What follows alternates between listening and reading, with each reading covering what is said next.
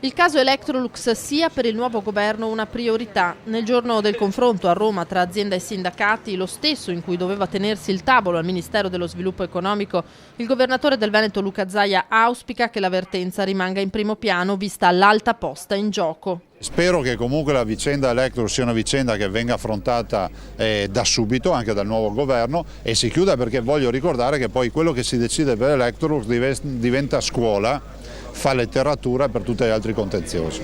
E Roma sarà domani il teatro della protesta delle piccole imprese, in 8.000 in partenza dal Veneto per la capitale. A Roma ci vuole una scossa, direi a Roma ci vuole l'elettroshock. Questa è l'unica soluzione.